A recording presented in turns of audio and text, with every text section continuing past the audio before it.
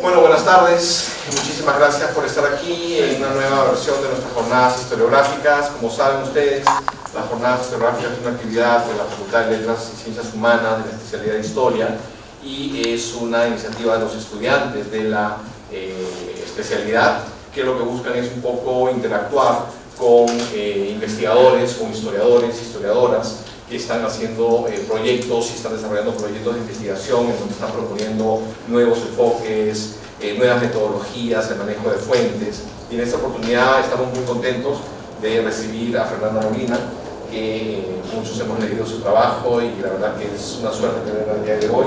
Agradecemos tu presencia, Fernanda. Y un poco la dinámica que siempre hacemos en jornada historiográfica es que uno de los estudiantes de la especialidad hace la presentación, luego tenemos la exposición de Fernanda y luego se abre una conversación, una discusión sobre lo que hemos escuchado. Así que muchísimas gracias, siempre atentos a nuestra página web en Facebook de Historia PUC y nuevamente muchísimas gracias por estar aquí. Gracias, Fernanda. Bueno, buenas tardes a todos. Les doy la bienvenida a una nueva jornada historiográfica. En esta ocasión vamos a tener la exposición de la doctora Fernanda Molina, titulada Entre la disidencia y la norma, experiencias femeninas, saberes eruditos y praxis judiciales en torno a las prácticas homoeróticas femeninas en las sociedades modernas, España, siglos XVI al XVII. En primer lugar, me es grato presentar a la doctora Molina, pues particularmente influyó en mis intereses académicos. Si bien mis temas de investigación se encuentran dentro de la época contemporánea, considero esencial leer los aportes que hacen sobre la historia de la sodomía y la sexualidad en general en la época colonial y notar la evolución a través del tiempo. Fernanda Molina es doctora por la Universidad de Buenos Aires desde el año 2010 y magíster en Historia del Mundo Hispánico por el Consejo Superior de Investigaciones Científicas. Se desempeña como investigadora adjunta al Consejo Nacional de Investigaciones Científicas y Técnicas y es docente del Departamento de Historia de la Facultad de Filosofía y Letras de la UBA y de la Maestría de Estudios y Políticas de Género de la Universidad Nacional de 3 de Febrero. Se especializa en estudios de género e historia de la sexualidad en el periodo moderno colonial. Es autora del libro Cuando amar era pecado, sexualidad, poder e identidad entre los sodomitas peruanos, siglos XVI al XVII. Además, publicó varios artículos en revistas especializadas, entre los que destacan La sodomía a bordo, sexualidad y poder en la carrera de Indias, siglos XVI al XVII, Mujeres que amaban a mujeres, saberes eruditos y experiencias femeninas en torno a la práctica del homoerotismo femenino en la España moderna, Tentado consumado, doctrinas jurídicas y praxis judicial ante el pecado nefando de sodomía, Virreinato del Perú, siglos XVI al XVII, y Cuerpos extasiados, espíritus alterados, una aproximación al vínculo entre sexualidad, placer y experiencia religiosa en la sociedad colonial peruana. En esta ponencia se tratará cómo la sodomía femenina constituyó una materia de difícil tratamiento.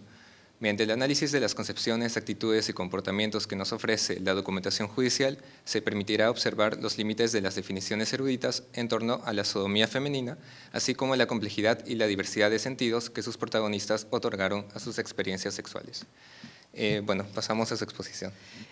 Bueno, en primer lugar quiero agradecer a Miguel Costa por la invitación a este espacio, a Magalí, quien ha cursado también esta invitación, y por supuesto también al director de la sección de Historia, Jesús Cosamalón, y a ustedes, o sea, a cada una de ustedes, por haber venido a escuchar, digamos, este pequeño aporte que quiero compartir con ustedes. El trabajo que hoy presento es una síntesis de una línea de investigación abocada al estudio de las relaciones homoeróticas entre mujeres en el periodo moderno. El interrogante en torno a este problema derivó de una investigación previa orientada, como decía aquí el colega o el futuro colega, al estudio de la denominada sodomía masculina en el Virreinato del Perú durante los siglos XVI y XVII. Si las prácticas sexuales entre varones constituyeron un objeto de indagación opaco desde el punto de vista documental, las relaciones homoeróticas femeninas fueron aún más escurridizas. El problema no solo radicó en que se trató de un fenómeno que discurrió en el marco de la intimidad de sus protagonistas, lo que obviamente dificultó su represión, sino también, como vamos a ver más adelante, en la mirada podríamos denominar falocéntrica de los magistrados, que invisibilizó los intercambios sexuales femeninos o, en el mejor de los casos, lo redujo a simples tocamientos impúdicos. a partir del análisis de los textos doctrinales, así como de los procesos criminales que abrevaron en el problema de la denominada sodomía feminarum, en esta presentación me propongo, por un lado, determinar cuáles fueron los elementos centrales que resultaron sustanciales para la definición del crimen de sodomía desde el punto de vista doctrinal, y por otro, indagar tanto en la praxis judicial de los magistrados como en las experiencias homoeróticas que las mujeres indicadas como sodomitas expusieron en el marco de los procesos. El análisis de las concepciones, actitudes y comportamientos que nos ofrece la documentación judicial permitirá observar los límites de las definiciones eruditas en torno a la sodomía femenina, así como la complejidad y la diversidad de sentidos que sus protagonistas otorgaron a sus experiencias sexuales. Durante el periodo analizado, la sodomía constituyó un problema de difícil tratamiento, desde el punto de vista jurídico, como resultado de la inestabilidad conceptual de la que adoleció. Una de las tensiones se articuló a partir de la distinción entre sodomía perfecta y sodomía imperfecta. Según un conjunto de tratadistas, para que pudiera hablarse de sodomía en sentido estricto o pleno, la cópula no solo debía realizarse con la materia de placer equivocada, sino también consumarse mediante la efusión espermática por el vaso indebido. Esta definición circunscribía el fenómeno al coito entre varones, ya que solo la sodomía masculina cumplía con los requisitos que configuraban el delito. La sodomía imperfecta, por su parte, se reservaba para el acceso carnal que tenía un varón con una mujer por el vaso indebido, ya que si bien se respetaba la materia, no así el vaso natural, lo que convertía a la sodomía cometido bajo estas circunstancias en una sodomía incompleta. En ese escenario, la sodomía femenina presentaba una serie de dudas. ¿Podían las mujeres ser sujetos de ese crimen? ¿Podían tener acceso carnal entre sí? En dicho caso, ¿el acceso debía realizarse a través del sieso trasero, como se decía, o era suficiente el uso del vaso natural para calificar de sodomía? ¿Las mujeres emitían semen durante las cópulas? Y si lo hacían, ¿poseía las mismas propiedades generativas que el esperma masculino? Entre las objeciones que algunos tratadistas ponían a la hora de considerar las cópulas femeninas como sodomía en sentido pleno, se destacaba la ausencia de un miembro venéreo capaz de corromper la intimidad de otra mujer, así como la incapacidad para producir esperma. Ambos argumentos se nutrían de las tradiciones anatómicas aristotélicas que enfatizaban la diferencia sexual tanto externa como interna entre varones y mujeres. No obstante, la disimilitud de los genitales, visibles a los ojos de cualquier curioso, no constituía la principal prueba o fundamento de esa diferencia, sino más bien una expresión de una distinción superior e inmaterial. Más importante era la participación de los sexos en el proceso de la generación humana. Según Aristóteles, mientras el varón constituía la causa eficiente, la mujer era apenas la causa material de ese proceso. O dicho en otros términos, mientras el semen masculino poseía la capacidad para dar vida y forma a un nuevo ser, la mujer, carente de esa sustancia, contribuía a través de la sangre menstrual a la nutrición del feto. Sin una participación eficiente, decían, o activa en el proceso de generación, las mujeres difícilmente podían ser sujetos del crimen, en la medida en que la efusión espermática constituía su principal fundamento teológico. No era tanto el devaneo sexual entre personas del mismo sexo, ni la horadación del sieso trasero, como el derroche seminal sin fines procreativos, lo que convertía a la sodomía en un acto contra natura. En su versión más radical, esta suerte de negacionismo reducía las cópulas carnales entre mujeres a tocamientos impúdicos, ya que al no poder consumarse plenamente, no revestían la misma gravedad o importancia que aquellos intercambios sexuales protagonizados por varones. En efecto, para algunos tratadistas, los encuentros sexuales entre mujeres se ajustaban más a la definición de molicies. Estas son delectaciones venéreas que se practicaban en soledad, que a la de sodomía de manera estricta. Sobre este punto, Jacqueline Murray señala el solapamiento que existió entre lo que podríamos denominar hoy relaciones lésbicas por un lado y masturbación por otro. Según la autora, la asociación conceptual entre ambas prácticas sexuales respondía a la conceptualización patriarcal de la sociedad medieval que ocultó y distorsionó la información relativa a las mujeres, especialmente en aquellos aspectos asociados con la sexualidad. En ausencia de un compañero masculino, las experiencias sexuales y eróticas entre mujeres no podían interpretarse más que como incompletas, inconclusas o solitarias. esta visión sesgada de la sexualidad femenina contribuyó a silenciar, marginar o invisibilizar las prácticas sexuales entre mujeres, lo que pudo haberse traducido en una escasa represión judicial en este tipo de casos durante el periodo medieval, pero también moderno. Una versión más moderada del problema era presentada por el jurista Gregorio López, glosador de las partidas alfonsíes. Si bien debajo del título de crimen nefando anotaba que la cópula entre mujeres era menos perniciosa que la que cometían los varones, y cito, aunque sea muy grave este pecado, no lo es tanto como el de la sodomía entre hombres, porque en este último se invierte más torpemente el orden natural, pues no es el varón quien debe padecer en tales actos, sino la mujer que no es apta para obrar como principio activo. Sin embargo, no dudaba en considerar estos actos como delictivos. A diferencia de los varones sodomitas, cuya culpabilidad los conducía a las llamas de la hoguera, las mujeres indiciadas en este crimen debían ser castigadas con penas arbitrarias, como el destierro, la vergüenza pública, los azotes o penas pecuniarias. Estas consideraciones legales, que en un principio podrían interpretarse como una actitud indulgente hacia la sexualidad femenina, encontraban su límite cuando los intercambios sexuales eran mediados por el uso de un instrumento, dicen las fuentes, que hiciera las veces de miembro viril. Juristas como el citado Gregorio López y Antonio Gómez entendían que el uso de un artificio modificaba la naturaleza de esos actos, que demolicies o tocamientos impúdicos se convertían ahora sí en sodomía. En ese caso, las penas arbitrarias abrían paso a las ordinarias, que además de la confiscación de bienes, establecía la muerte de las sodomitas a manos del fuego abrasador. La relevancia que los juristas y los magistrados otorgaron al uso de elementos fálicos radicó tanto en las exigencias derivadas de su práctica judicial, preocupadas por contar con una prueba material que permitiera indiciar a alguien en el delito, como así también en su conceptualización del sexo entre mujeres como una sexualidad pueril o imperfecta, solo capaz de alcanzar su mayoría de edad y con ella la responsabilidad del acto, mediante el uso de un artificio que facilite la consumación de la cópula, que de otro modo permanecería inconclusa. Como puede observarse, durante el periodo estudiado, las relaciones sexuales entre mujeres fueron invisibilizadas. En su versión más radical, se redujeron a molicies o simples tocamientos deshonestos, más cercanos al onanismo que a los intercambios sexuales propiamente dichos. En su versión más moderada, solo pudieron ser conceptual y jurídicamente aprehensibles cuando estuvieron consumadas mediante el uso de algún tipo de elemento fálico. En la medida en que ambas interpretaciones estuvieron influenciadas por una perspectiva falocéntrica de la sexualidad, constituyeron dos caras de la misma moneda. Voy a pasar a otro apartado que se llama de agentes y pacientes.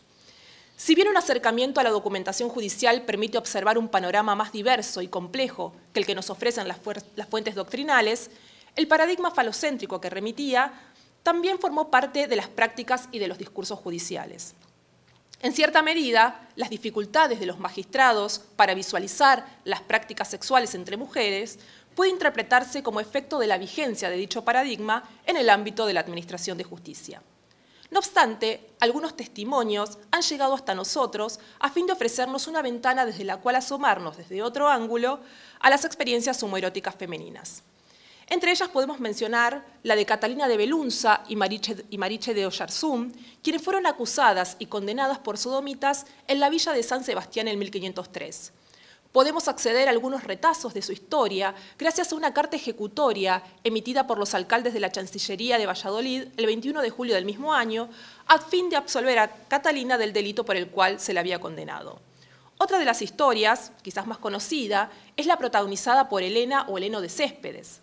En este caso, se trata del proceso original incoado por la Justicia Inquisitorial de Toledo entre 1587 y 1589. El expediente de casi 200 folios incluye un traslado de la causa criminal incoada por la justicia ordinaria de la villa de Ocaña, cito, por ser mujer en hábito de hombre.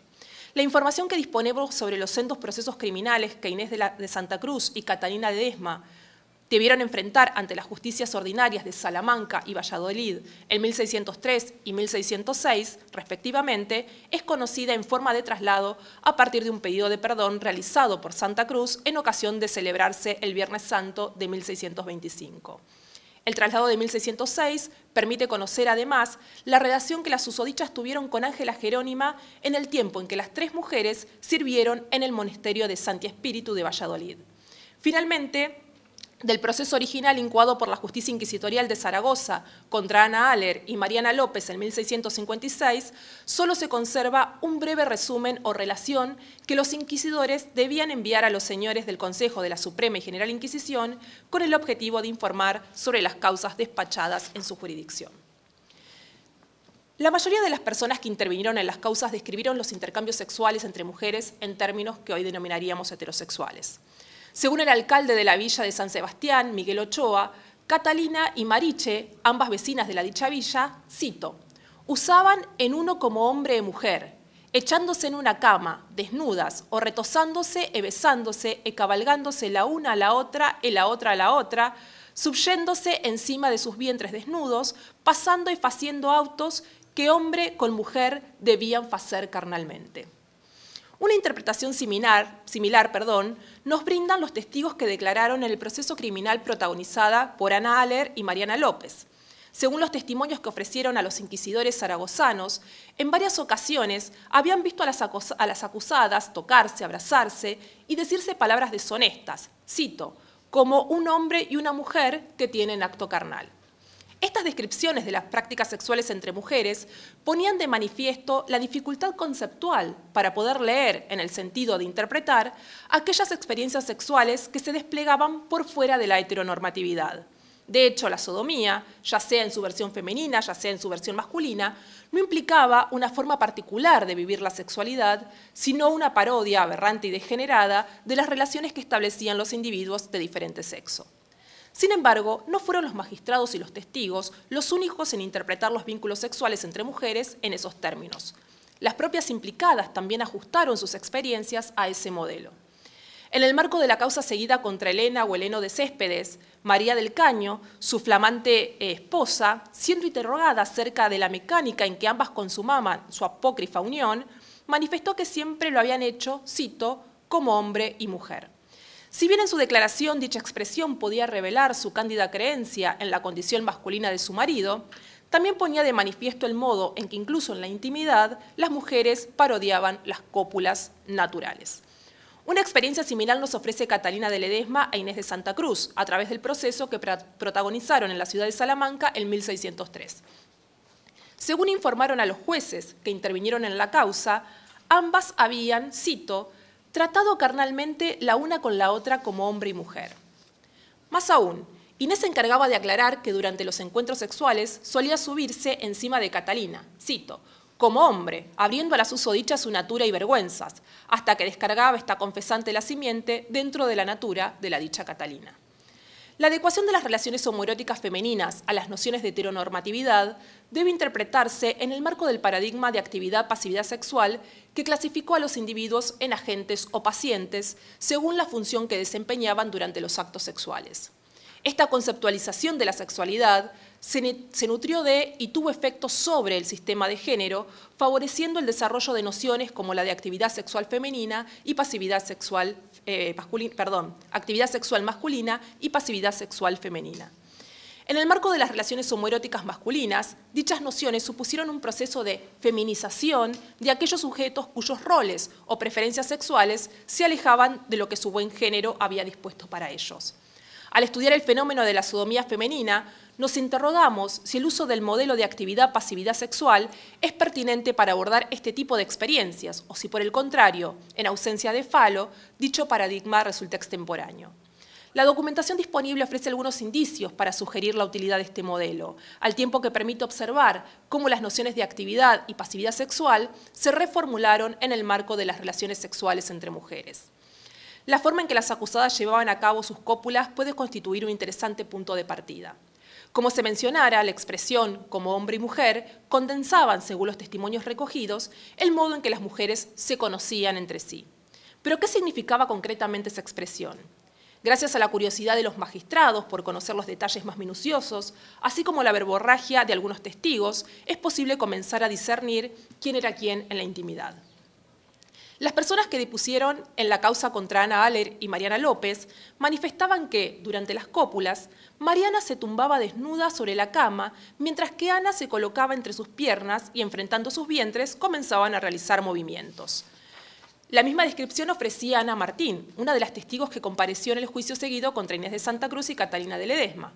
Según su testimonio, una noche, luego de que todos los de la casa se retiraban a sus respectivos aposentos, oyó que del cuarto que compartían Inés y Catalina salían palabras lujuriosas y ruidos, por lo que la testigo, cito, imaginó que se estaban conociendo la una a la otra carnalmente, y ansí se puso a escuchar con mucha atención lo que hacían, y oyó y entendió realmente que estaba la una encima de la otra, que a lo que parecía la dicha Catalina estaba abajo y la dicha Inés Santa Cruz encima de ella. Los testimonios citados resultan sugerentes, ya que recurren a la denominada postura del misionero para graficar lo que habían visto o lo que imaginaban que sucedía en la intimidad del lecho. Se trataba de la única posición sexual permitida por la Iglesia, en la medida en que no solo favorecía, en su opinión, la generación humana, sino que contribuía al ordenamiento jerárquico entre los géneros. Al apelar a esta posición, los testigos buscaban hacer inteligible para los magistrados los roles que entendían que cada una de las acusadas desempeñaba en el marco de sus encuentros amorosos, ya sea como agentes, ya sea como pacientes. Después de todo, dicha postura constituye la representación más gráfica del paradigma de actividad-pasividad sexual. Pero no solo se trataba de etiquetas asignadas arbitrariamente por otros. Las voces de las acusadas, aunque mediadas también, se hacían eco de esas mismas nociones. En una ocasión, Ana Aller, enojada con Mariana porque ésta no quería que le manifestara su afecto en público por temor a ser vistas, le increpó diciendo que no tenía necesidad de mendigar su cariño, ya que, cito, ella se lo hacía a la más linda dama de Zaragoza, haciendo gala de su potencia sexual. En el caso de Catalina de Ledesma e Inés de Santa Cruz, sendas declaraciones ponían al descubierto la mecánica de su intimidad. Mientras la primera reconocía su rol de paciente, cito, poniéndose esta confesante debajo de la dicha Inés de Santa Cruz, Inés declaraba que, cito, se subía y subió encima de dicha Catalina de Ledesma como hombre. Ángela Jerónima ratificaba el desempeño sexual activo de Inés. Según su confesión, arrancada al calor de las vueltas de mancuerna, la primera vez que había tenido trato carnal había sido instancias de Inés, quien a fin de concitar su consentimiento le había dicho, cito, que ella sería el hombre, y diciéndolo susodicho, subió encima de esta confesante. La autoidentificación con el rol de agente no solo radicaba en la posición que estas mujeres adoptaron durante los encuentros sexuales. En el caso de Inés, además, el hecho de que fuera la encargada de introducir el uso de artificios en sus juegos eróticos pudo haber favorecido la asociación con la noción de actividad sexual masculina. En la medida en que constituía un punto ineludible en el tratamiento jurídico de la sodomía, los magistrados orientaron su esfuerzo a develar el uso de instrumentos fálicos durante la cópula entre estas mujeres. Durante la etapa de averiguación del primer proceso que enfrentaron Inés y Catalina, una serie de mujeres denunciaban que ambas, cito, trataban la una a la otra carnalmente usando de una invención, a modo de una natura de hombre, hecha de lana, y subiéndose la una encima de la otra para lo meter y hacer el dicho pecado y delito. Si bien todas coincidían en esencia en el modus operandi de las reas, presentaban algunas divergencias respecto a la manufactura del miembro postizo. Mientras algunas señalaban que se trataba de un artificio de cuero relleno de lana, conocido como baldrés, otras declaraban que se valían de una caña de madera para cometer el crimen, lo que les había valido el epíteto de canilleras o simplemente cañitas. Sin embargo, fueron las confesiones obtenidas bajo tormento las que revelaron la naturaleza de aquella invención. Se trataba de un artificio que las acusadas habían hecho con cuero blanco y blando, embutido de lana que emulaba el miembro masculino y que, según la declaración de Catalina, cito, la dicha Inés de Santa Cruz, usando de un instrumento a manera de natura de hombre y estando encima, como dicho tiene, le metía el dicho instrumento en la natura de esta confesante.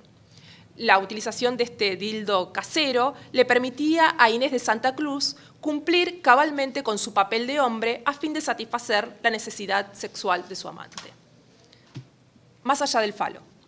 Pero en los márgenes de estas interpretaciones es posible reconocer otras formas de vivir la sexualidad que no tuvieron como único referente el modelo de actividad-pasividad sexual ni colocaron el falo en el centro de la escena, dando cuenta del carácter dinámico, abierto y flexible de las prácticas sexuales entre mujeres. Una de esas experiencias remite al carácter volátil de los roles sexuales que desempeñaron las acusadas. Como ya se ha mencionado, en la causa criminal contra Catalina de Belunza y Mariche de Oyarzún, se las acusaba de haber cometido actos deshonestos como hombre y mujer. aunque a primera vista el documento nada nos dice acerca de quién era quién en ese juego. Sin embargo, una lectura más atenta de la documentación permite entrever algunos indicios que, lejos de cristalizar la posición sexual de las acusadas, nos ofrece una imagen más versátil del asunto. Según el fiscal que actuó en la causa, Catalina y Mariche, cito, ambas a dos usaban en uno como hombre e mujer, según dicho es. Una lectura posible de este breve y parco pasaje nos permite sugerir que, aun cuando reprodujeron el modelo heteronormativo, ambas acusadas intercambiaban roles, oficiando algunas veces de mujer y otras de hombre. El caso de Inés de Santa Cruz y Catalina de Ledesma ofrece revetes más complejos que los analizados hasta aquí. Entre los abrumadores testimonios que identificaban a Santa Cruz como sexualmente activa, emerge una voz aislada que desestabiliza esa imagen. Se trata del testimonio de la propia acusada, quien buscaba morigerar la imagen masculinizada que ella misma había ayudado a construir. En el marco de la primera cuestión de tormento a la que fue sometida, si bien reconoció haber utilizado un artificio de cuero con Catalina, también dejó en claro que no siempre fue ella quien lo manipuló, sino que algunas veces era Catalina la que se subía, cito, encima de esta confesante con la dicha forma de natura de cuero, metiéndosela en la natura de esta confesante, y así estaban la una y la otra un rato. Durante la segunda cuestión confesó haber cometido actos carnales con Ángela Jerónima, aunque a diferencia del testimonio presentado por esta última, cito, la dicha Ángela Jerónima se ponía encima de esta confesante. Si bien es cierto que la confesión de Inés constituye un alegato interesado, orientado a mitigar o compartir las responsabilidades de sus actos, no es menos cierto que también puede revelar el carácter inestable de los roles sexuales en el marco de los intercambios homoeróticos femeninos. Otro de los aspectos que permite indagar en el complejo escenario de las relaciones entre mujeres es la mecánica en que se llevaba adelante esos encuentros sexuales. Algunos pasajes permiten acercarnos a un tipo de experiencia que los magistrados no quisieron o no estuvieron en condiciones de ver. Un aspecto interesante es el papel secundario que las acusadas le otorgaron al uso de instrumentos. Si bien esta actitud puede enmarcarse dentro de una estrategia judicial, el delito no era el mismo si había mediado el uso de un miembro artificial, también es posible que para ellas no fuera tan importante en la búsqueda de placer. Según Inés de Santa Cruz, la invención de cuero que habían ideado con Catalina las auxilió en no más de 3 o 4 encuentros de los innumerables que tuvieron a lo largo de 10 años. La decisión de abandonarlo no radicó en el temor de ser sorprendidas con la prueba del delito, sino en el daño y el dolor físico que les provocaba su uso, prefiriendo volver a sus dedos, muchos más hábiles y confortables que el rústico Valdrés. El papel subsidiario del instrumento puede observarse incluso en la causa incoada contra Heleno o Elena de Céspedes. Si bien la consumación de la cópula ocupaba un lugar central en la relación, no eran menos importantes los actos que la precedían. Según la declaración de María del Caño, Helena, cito, echaba mano y dedos a la natura de esta confesante y le andaba hurgando y tentando con la mano. Una descripción semejante puede encontrarse en la declaración de los testigos que depusieron en el caso de Ana Aller y Mariana López, según los cuales, cito, Mariana tenía repetidos actos carnales con otra mujer llamada Ana Aller, abrazándose y besándose las dos y dejándose meter las manos y tocar su natura con fricaciones hasta tener efusión de semen. Las denominadas fricaciones también constituyeron un modo particular femenino de vivir la sexualidad entre mujeres. Según las declaraciones de los testigos y de las propias acusadas, estas frotaciones podían tenerse mediante tocamientos deshonestos en las partes vergonzosas, aunque la forma más habitual consistía en movimientos de pelvis que se realizaban pegando un vientre desnudo con el otro hasta alcanzar el clímax sexual, que en algunos casos se traducía, como decía el testigo, en una efusión espermática. Todos estos testimonios permiten revelar un sentido de la erótica que fue más allá de, y en muchos casos, obvió la simple y acotada penetración. Si bien la emisión seminal femenina, en tanto consumación del acto carnal, puede interpretarse como una prolongación del modelo heteronormativo, también ofrece algunas pistas para acercarnos a un modo específico de experimentar la sexualidad entre mujeres. El discurso de la efusión espermática femenina ponía de manifiesto un conjunto de ideas y saberes asociados a las teorías galénicas en torno al problema de la generación de la especie. Del mismo modo que el modelo de sexo único predicaba una anatomía genital compartida entre varones y mujeres, también abogaba por la existencia de 2 semillas, una femenina y otra masculina. Esta perspectiva contrastaba con la sostenida por la tradición aristotélica antes mencionada, según la cual las mujeres, debido a su frígida complexión, no tenían la capacidad para transformar los excedentes alimenticios en semen como sí podían hacerlo los varones. No obstante, la existencia del femenino semen, como se decía, parece estar fuera de duda para aquellos hombres y mujeres que participaron en las causas criminales, incluidas las acusadas. Ya hemos mencionado las declaraciones de Catalina y de Inés, a través de las cuales ambas identificaban la emisión espermática como el punto culminante de sus cópulas carnales. Una visión similar compartían Ana y Mariana López. Si bien las acusadas estuvieron negativas a lo largo de todas las audiencias que mantuvieron con los inquisidores, la indiscreción de los testigos nos permiten acercarnos, aunque sea de manera indirecta y limitada, al modo en que ambas mujeres experimentaban su sexualidad. Según dos de los testigos que acecharon por la ventana del cuarto, vieron a las reas acostadas una encima de la otra, desnudas y haciendo meneos, y oyeron como Mariana le decía a Ana, cito, si no me das, no puedo esperar ya, aludiendo a una eminente fusión seminal. En otra ocasión, otro testigo dijo que a través de un agujero que había en la pared de otro aposento, vio cómo ambas se besaban, tocaban y realizaban movimientos deshonestos durante 30 minutos, hasta que, cito, se levantaron y se dijeron la una a la otra que habían tenido efusión de semen. Los testimonios brindados, directa o indirectamente, por las acusadas, ponen de manifiesto la estrecha relación entre polución seminal y placer. Esta interpretación ya estaba presente en algunas teorías de la generación, según las cuales una concepción feliz requería de la experimentación del orgasmo tanto del varón como de la mujer. Pero ¿qué podía significar la emisión seminal en un contexto homoerótico femenino? Las experiencias sexuales de las mujeres aquí analizadas nos permiten sugerir un proceso de escisión entre cópula carnal y generación, así como una atrevida y peligrosa inversión de los términos, donde el placer dejaba de ser una consecuencia secundaria de la reproducción para convertirse en un fin en sí mismo. En ese escenario, si bien la polución femenina pudo representar una forma de adaptar el sexo entre mujeres a los parámetros heteronormativos, también pudo haber significado una forma de reconocimiento femenino del placer más allá del falo. Mujeres que amaban mujeres. Pero la diversidad de formas en que nuestras protagonistas experimentaron su sexualidad no se circunscribió al lecho amoroso. Las relaciones que establecieron con los hombres, los objetos de deseo elegidos, sus sentimientos, entre otros aspectos, nos permiten sugerir la existencia de una homoerótica entre mujeres. Las acusadas mostraron una marcada inclinación por su mismo sexo, a pesar de la peligrosidad que entrañaba tamaña elección. En el caso de Elena de Céspedes, dicha afición se había manifestado incluso con anterioridad a experimentar una supuesta transformación de sus genitales. Su primera incursión en las artes amatorias con otras mujeres la había realizado de la mano de Ana Albánches, cuando aún conservaba el traje y la natura de mujer. Esa primera experiencia homoerótica dio inicio a una furtiva cacería amorosa en donde las mujeres pasaron a ser su presa más buscada. Luego de su transformación genital, había tenido acceso carnal con una tal Franca Núñez, hermana de un cura del pueblo de Arcos, con quien parece haber tenido una relación prolongada, así como con otra mujer casada del mismo pueblo, cito, y otras muchas por las tierras por donde ésta anduvo.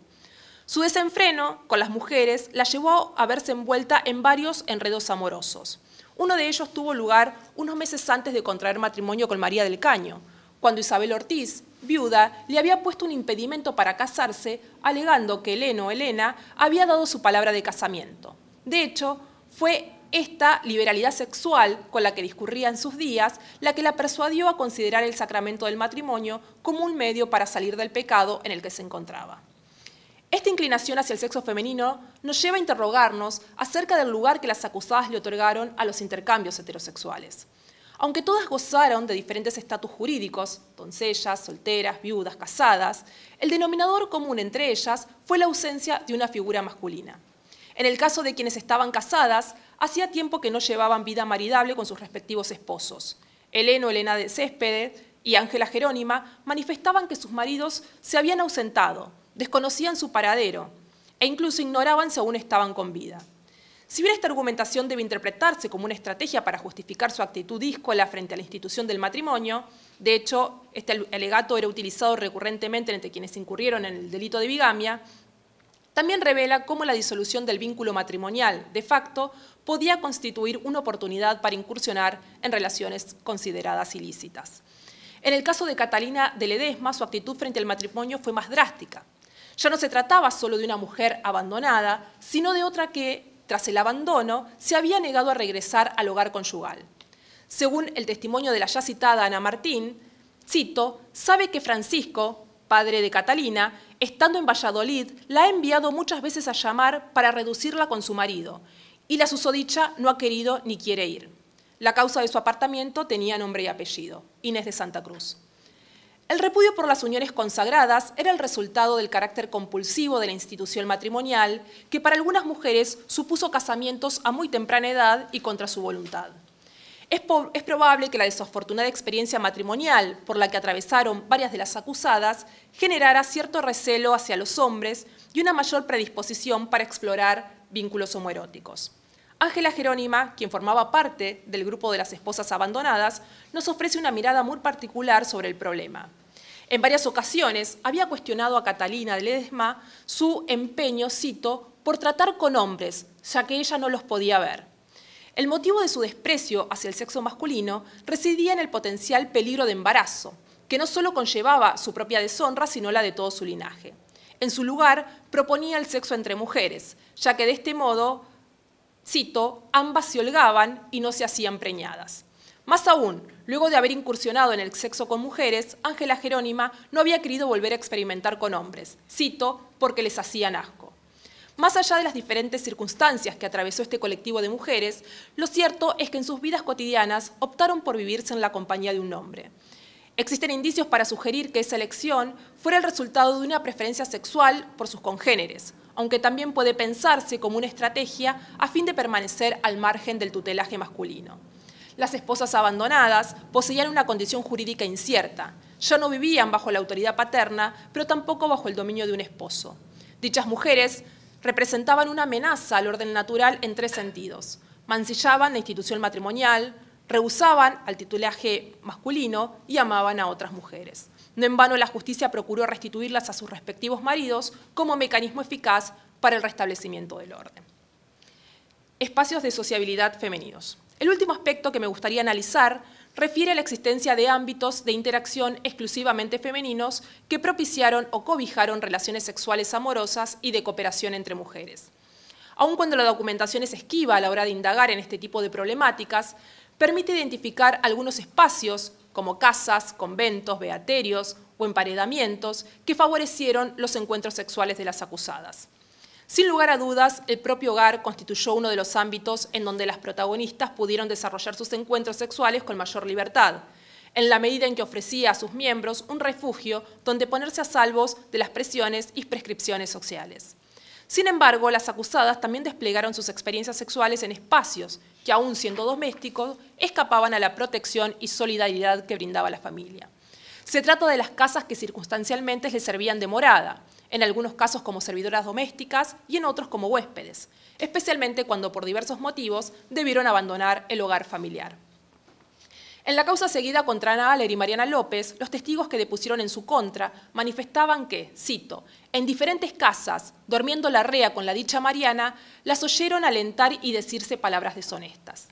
Las acusadas habían residido por el tiempo de 2 o 3 meses en diferentes casas de la ciudad, lo que nos habla de un patrón de residencia itinerante. Si bien esa movilidad pudo haber sido motivada por las malas condiciones habitacionales en las grandes urbes como Zaragoza, también pudo haber sido resultado de una conducta esquiva que buscaba ponerse al resguardo una vez que su secreto había sido descubierto. El caso de Inés de Santa Cruz y Catalina Ledesma brinda mayores indicios al respecto. Durante los casi 10 años que duró su relación, no solo habitaron en diferentes casas en una misma ciudad, sino que estuvieron una vida trashumante entre Salamanca, Valladolid, Segovia y Arévalo. En este caso, la movilidad residencial estuvo directamente vinculada a la relación ilícita que ambas mantenían. Por orden de la justicia, fueron desterradas de Salamanca en 1603 y de Valladolid en 1606, luego de haber reincidido en el mismo delito. La mayoría de las posaderas que ofrecieron albergue a las reas manifestaban desconocer la relación que las unía, ya que por lo general solían presentarse como tía y sobrina. Sin embargo, una breve convivencia con Inés y Catalina ponía de manifiesto la naturaleza del verdadero vínculo. Si no era debido a la intimidad que compartían, era por los celos que solían pedirse mutuamente con notable escándalo. Según el testimonio de las caseras, por lo general mujeres solas, una vez que descubrían la ficción familiar, no dudaban en expulsarlas de sus domicilios. No obstante, de acuerdo a sus propias declaraciones, como de las ofrecidas por otros testigos, puede observarse una actitud ambigua y menos determinante por parte de las posaderas. Si bien sus testimonios comprometieron judicialmente a las acusadas, lo cierto es que solo los hicieron públicos una vez que la justicia lo requirió. Aunque consideraban repudiables los actos que Inés y Catalina cometían, las caseras tuvieron cierta tolerancia hacia su relación, posiblemente motivada por el conocimiento personal de las protagonistas o de alguno de sus familiares. Un caso singular es el caso de Leonor de la Cruz, mujer soltera y residente en la ciudad de Valladolid, en cuya casa moraron Inés y Catalina por el tiempo de 3 meses. Según Mariana Rodríguez, su vecina, Leonor no solo había ofrecido alojamiento a las acusadas, sino que, cito, vio que dormían juntas todas 3 porque la susodicha no tenía más que un aposento y una cama. Seguramente su testimonio levantó la sospecha de los magistrados, quienes hicieron comparecer de inmediato a la posadera. Si bien Leonor manifestó que había recibido a Inés y Catalina, luego de que ambas salieran del monasterio de Santi Espíritu en calidad de tía y sobrina, con el correr de los días fue descubriendo el vínculo que verdaderamente las unía. Como testigo privilegiada de la relación, dormía en la misma cama, pudo observar en reiteradas ocasiones, cito, cómo se besaban y abrazaban y se decían algunos requiebros, tentándose con las manos desde la frente por la boca y pechos hasta las partes bajas, preguntando la una a la otra, ¿está bueno esto? Y respondía la otra que sí, lo cual la llevó a echarlas de su domicilio. Sin embargo, el testimonio de Leonor presenta algunas inconsistencias. La misma declarante manifestaba conocer los antecedentes criminales de Inés y Catalina en Salamanca. Probablemente también supiera que ambas acusadas habían sido expulsadas del monasterio por sodomitas. Y lo más importante, nunca había tenido ocasión de echarlas de su casa. La convivencia entre las 3 mujeres terminó abrupta y violentamente cuando el escribano del número, acompañado por un fraile, irrumpió en el domicilio de Leonor con el propósito de prender a las acusadas, tarea que solo pudo cumplir a medias, ya que Inés logró darse a la fuga. Sin embargo, transcurridas 3 semanas de aquel episodio, Inés y Catalina volvieron a vivir a la casa de Leonor de la Cruz, cito, donde estuvieron comiendo y durmiendo juntas como antes. Este testimonio pone de manifiesto la solidaridad de Leonor hacia ambas acusadas. No solo las había recibido en su aposento cuando fueron expulsadas del monasterio, sino que volvía a cobijarlas en plena pesquisa judicial. Se puede sugerir que la actitud de Leonor, y probablemente de otras caseras y huéspedes, no solo nos esté hablando de la existencia de casas amigables con las sodomitas, sino de vínculos de sororidad que iban más allá de compartir la práctica sexual. Los conventos, beaterios y otras obras piadosas fueron los espacios donde las relaciones entre mujeres tuvieron mayores posibilidades de florecer. Aunque la evidencia judicial resulta limitada, las reglas en constituciones monásticas que abrevaron en los peligros de las amistades particulares, eufemismo para referirse a la sodomía, permite sugerir la existencia de este tipo de prácticas sexuales en el claustro. La regla de las agustinas, por ejemplo, prescribía que hubiera entre las monjas, cito, amor carnal sino espiritual, ya que los juegos deshonestos de que usan las mujeres entre sí no eran propios para conservar la castidad entre mujeres abocadas al servicio de Dios. Uno de los mecanismos para evitar las amistades particulares y favorecer la castidad consistía en regular estrictamente las horas nocturnas. Se ordenaba que cada monja se recogiera en su celda, que no tuvieran comunicación ni se visitaran en las celdas y en caso de dormir en cuartos comunes, que lo hicieran vestidas y cada una en sus camas. No obstante, la regla no se ceñía a las mujeres consagradas, sino que se extendía al colectivo femenino que habitaba en el claustro, esto es, seglares que habían optado por recogerse, así como mujeres que cumplían tareas de servicio.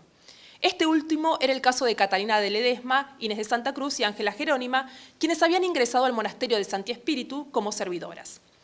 El encuentro intramuros entre Inés y Catalina no había sido casual. Luego de ser desterradas por la justicia salamantina en 1605, Catalina salió hacia la ciudad de Valladolid, donde ingresó al servicio de una monja que profesaba en dicho monasterio. Enterada del paradero de su amante, Inés decidió dirigirse hacia la misma ciudad e ingresar en el mismo recinto, en este caso al servicio de doña Francisca de Zuñaga, una de las principales benefactoras del convento. Fue allí donde ambas mujeres conocieron a Ángela Jerónima, quien también se encontraba sirviendo a doña Francisca, y con quien Inés trabó una amistad particular. Los muros de Santi Espíritu también fueron testigos de otras relaciones, como la que Ángela mantuvo con doña Magdalena de Cabrera, profesa en dicho monasterio. Según el testimonio de Catalina, en una ocasión, siendo las 12 de la noche, había sorprendido a Ángela intentando ingresar a la celda de la monja a través de la ventana. El suceso había generado tal alboroto en el convento que la monja conmentadora le había prohibido seguir teniendo comunicación con Magdalena. La relación llegó a su fin, al menos en el convento, cuando las susodichas fueron descubiertas, cito, holgando encima de un estrado, lo que motivó la expulsión posterior de Ángela. Sin embargo, esta no era la primera vez que Ángela incurría en estas prácticas. 2 años antes había sido despedida del convento de la Concepción Jerónima de Madrid por el mismo delito. Inés de Santa Cruz parece haber seguido un derrotero similar. Antes de ingresar a Santi Espíritu había estado en un monasterio franciscano de Salamanca, del cual había sido expulsada por haber procedido tan libre y disolutamente en su relación con Catalina. Además, según algunos testimonios, había profesado en un monasterio de la ciudad de Toledo, antes de trasladarse a Valladolid, aunque se desconocían los motivos por los cuales la había abandonado. El vínculo entre espacios de religiosidad y ejercicio de la sexualidad se observa desde muy temprano en la vida de Inés de Santa Cruz. De hecho, su relación con Catalina Ledesma se inició en el tiempo en que aquella oficiaba como priora de un emparedamiento de Valladolid, donde habían depositado a Catalina, cito, por andar derramada por esta ciudad. Los emparedamientos eran casas particulares en cuyo seno se recogían mujeres voluntariamente a fin de llevar una vida de observancia religiosa extramuros y en algunos casos dedicarse a las tareas benéficas. Una de las particularidades de esta forma de vida consistía, al igual que en el caso de los beaterios, en gozar de cierto grado de autonomía en la medida en que, a diferencia de las mujeres casadas o profesas, las emparedadas no tenían una subordinación directa a ningún varón. Algunos emparedamientos, como el regenteado por Inés, se dedicaban a recoger mujeres perdidas o de mal vivir, con el objeto de ponerlas en estado como aparentemente se pretendía con Catalina. Sin embargo, lo cierto es que al cabo de unos días, durmiendo en una misma cama, ambas mujeres comenzaron una relación amorosa. Conociendo las preferencias sexuales de Inés, podemos sugerir que su obra benéfica pudo haber sido un medio para reclutar mujeres con quienes oportunamente establecer una relación de intimidad resguardada bajo la figura del emparedamiento. O como manifestaba una de las testigos, que depuso en su contra. Eran, cito, embelezos y enredos detrás de los cuales buscaba esconder sus verdaderas y oscuras intenciones. Para terminar. Me falta una página. Las prácticas sexuales analizadas revelan el complejo universo de experiencias que entrañó la denominada sodomía feminarum. Algunas de esas experiencias ponen de manifiesto cómo las protagonistas acomodaron su performance sexual a las categorías de actividad masculina y pasividad femenina. Si bien la apelación a dichas nociones pudo estar vinculada a la necesidad de hacer inteligible su particular sexualidad a los ojos de los magistrados, también es posible que se tratara del único modelo sexual conocido.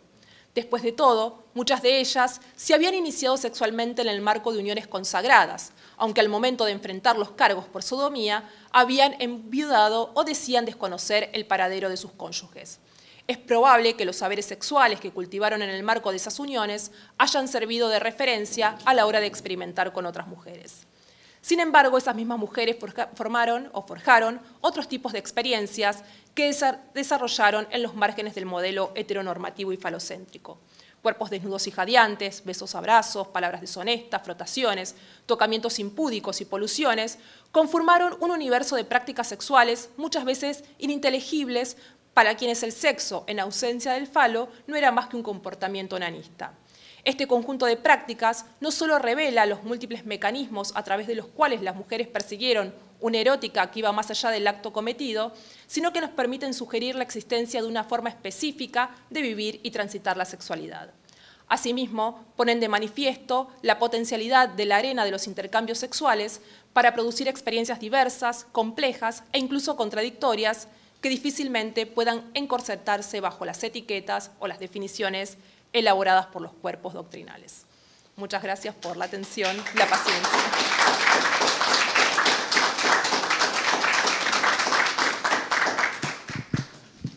Bueno, muchas gracias a la doctora Fernanda Molina por su excelente exposición. Pasamos ahora a la ronda de preguntas.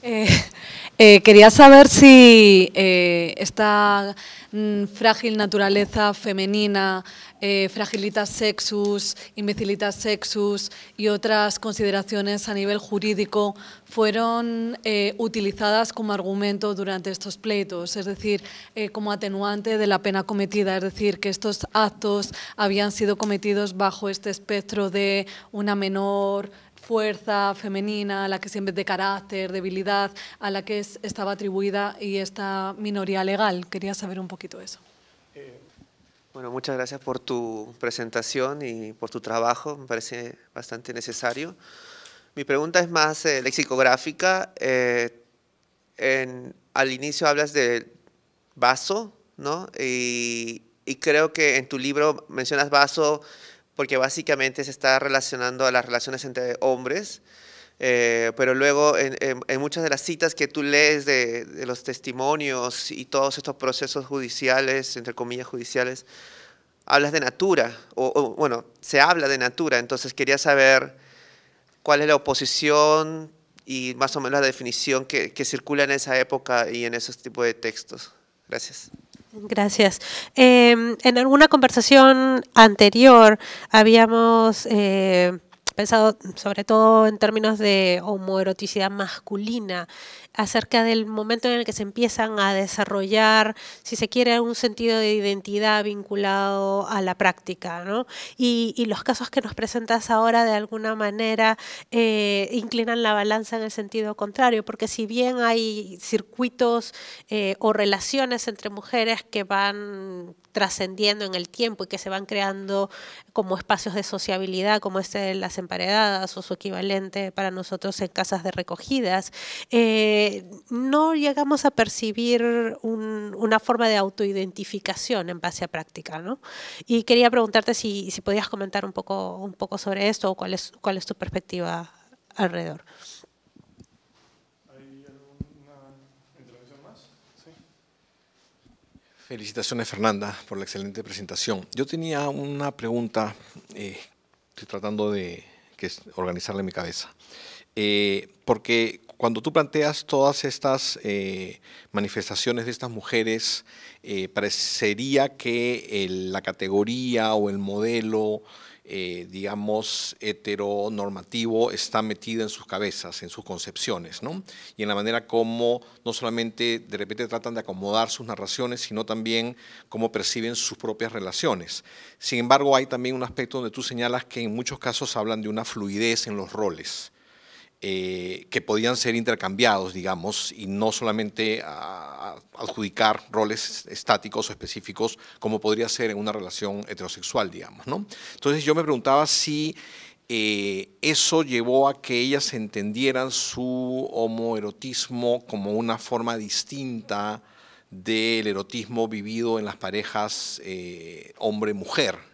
Si las llevó a considerar la posibilidad de vivir una sexualidad o la opción de que existan sexualidades o manifestaciones distintas a las que estaban señaladas por las leyes o las costumbres en la época, ¿no? Y me parecía interesante, por ejemplo, pensando en la actualidad en todo el tema del matrimonio, el matrimonio igualitario, digamos, ¿no? Concebir que la relación entre dos hombres o dos mujeres, digamos, para formalizarlas, tiene que seguir los patrones de un matrimonio hombre y mujer de toda la vida, cuando muchas voces hablan sobre que, digamos, hay otras opciones que pueden explorarse, digamos, ¿no? Entonces, no sé si eso estaba presente o se puede intuir de las declaraciones de estas personas. Bueno, en primer lugar, quiero agradecer a todos, a todas, por la atención. Fue un poco largo, digamos. Pero bueno, paso a responder algunas de los comentarios y preguntas que me hacían.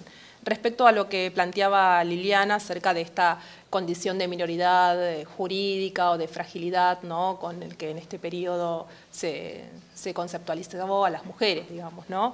Bueno, en estos casos de sodomía, ese argumento, digamos, que podía haber sido esgrimido bien por defensores, por las propias acusadas, e incluso, digamos, dentro de los alegatos o de las formas digamos, que pudieron interpretar los magistrados estas prácticas, no aparece.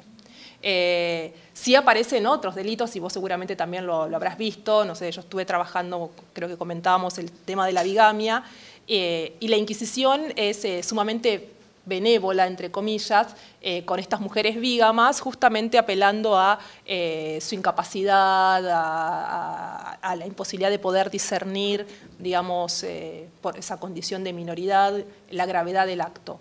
En este caso no, digamos, ¿no? Y esto lo estoy pensando ahora que me haces esta pregunta, digamos, nunca lo había reflexionado ni comparado pensando en las diferentes actuaciones de los magistrados en distintos delitos que protagonizaron mujeres. Y, digamos, sí aparece esta cuestión de cierta morigeración de la gravedad del delito desde ciertas perspectivas jurídicas en la medida en que no se atentaba contra el orden natural en sentido estricto, digamos, ¿no? Excepto cuando mediaban estos instrumentos, digamos, ¿no? O estos artificios. Entonces, la verdad es que no aparece esa, digamos, esa perspectiva, digamos, que podía haber, sí, mitigado la condena, digamos, ¿no? Pero lo estoy pensando ahora en función de esta pregunta que vos me realizabas.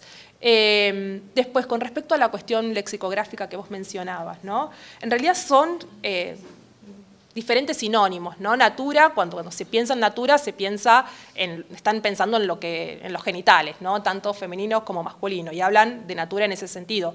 Tanto varones como mujeres tenían natura, ¿no? Justamente, aparte esa conceptualización, ¿no? Es justamente ahí en los genitales donde reside esa noción de natura que tanto nos ha costado hoy también, digamos, ¿no? Para pensar en distintas identidades y demás. Y luego el término vaso o cieso, ¿no? Que se utiliza, son como los términos, digamos, un tanto crípticos, pero que bueno, permitían hablar de estos temas a veces indecibles justamente. Tanto el vaso natural como el cieso natural, o el vaso debido o el vaso indebido, se utilizaba justamente para referir, el vaso natural es el de las mujeres, ¿no? Solo las mujeres tienen vaso natural. Vaso indebido tienen tanto varones como mujeres, digamos, ¿no? Esa es un poco la distinción, digamos, pero en realidad son más bien sinónimos, ¿no? Cuando hablan de natura hablan de los genitales específicamente, y cuando hablan de vasos hablan de estos orificios que tenemos varones, mujeres y otros. Respecto de la consulta de Magalí, me quedé después repensando algunas cuestiones de lo que estuvimos conversando, digamos, ¿no? Y hay como varias cuestiones, digamos, ¿no? Por un lado, para pensar la cuestión del homoerotismo masculino, digamos, y el homoerotismo femenino.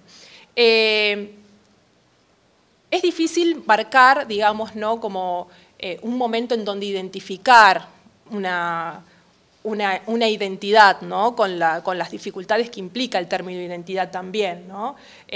Bueno, para quienes hacemos historia de la sexualidad, La voluntad del saber, ese primer tomo, pero que en realidad sería como el último, digamos, ¿no? Tomo de la obra de Foucault, vinculada con la sexualidad.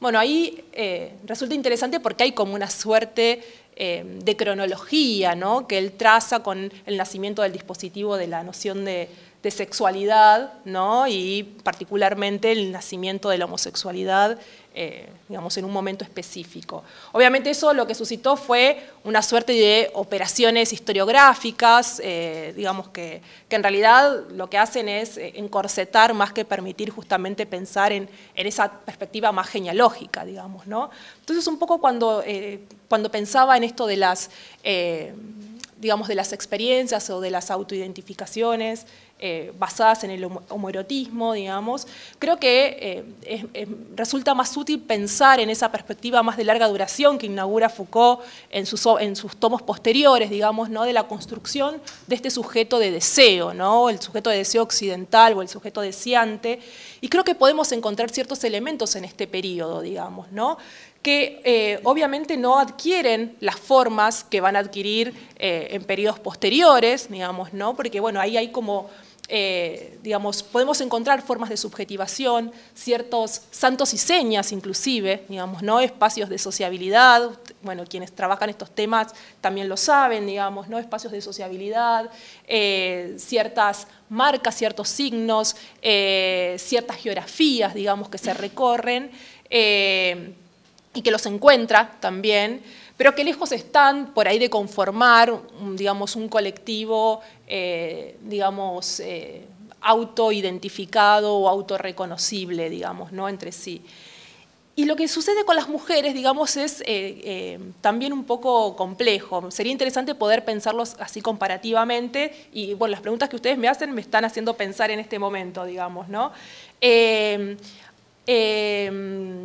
Judith Brown, la autora de Sor Benedetta entre monja y lesbiana, digamos, ella, digamos, recoge la perspectiva de Rafael Carrasco respecto a una criptosociedad de sodomitas para el caso de Aragón, y ella dice, bueno, en los varones podemos encontrar esto, dice, ¿no? Pero en las mujeres no, dice, ¿no? Y en las mujeres no podemos encontrarlo porque mayormente ese tipo de prácticas digamos, discurrieron en el espacio doméstico, ¿no?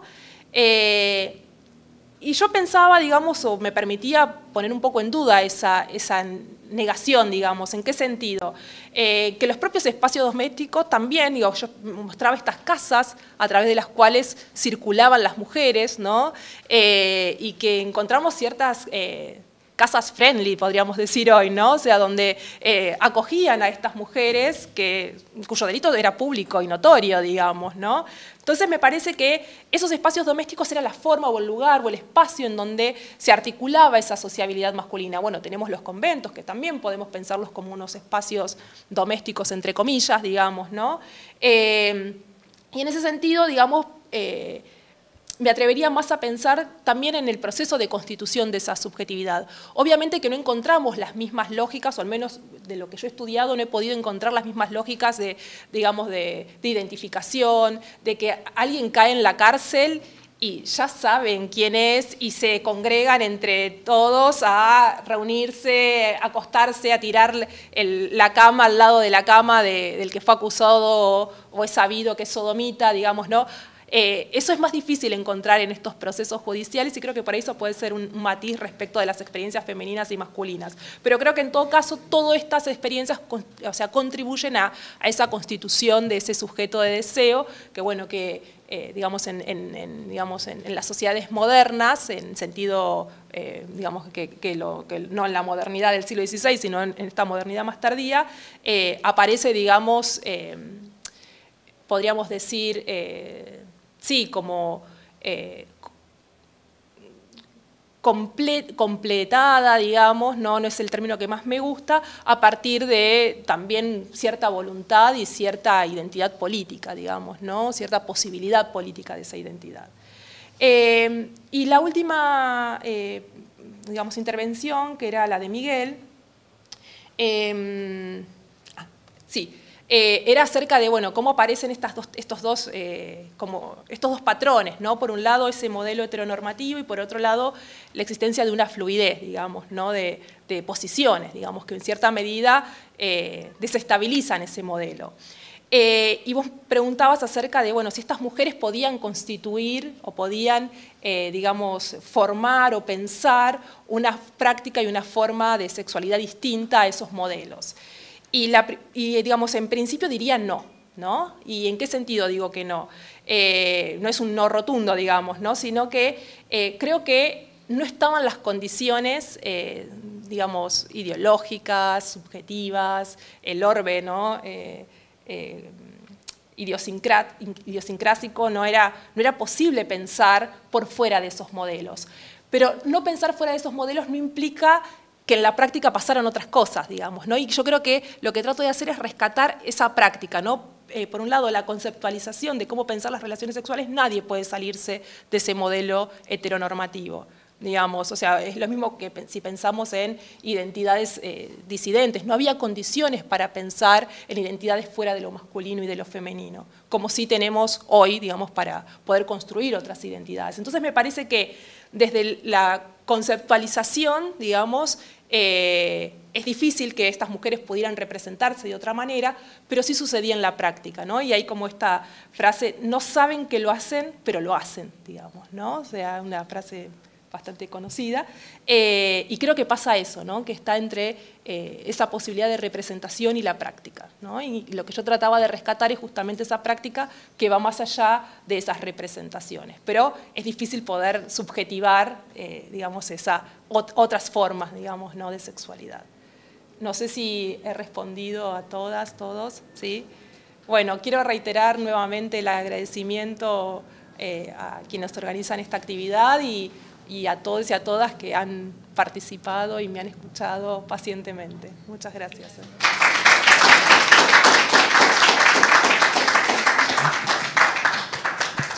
Bien, muchas gracias por su asistencia y hasta otra jornada historiográfica.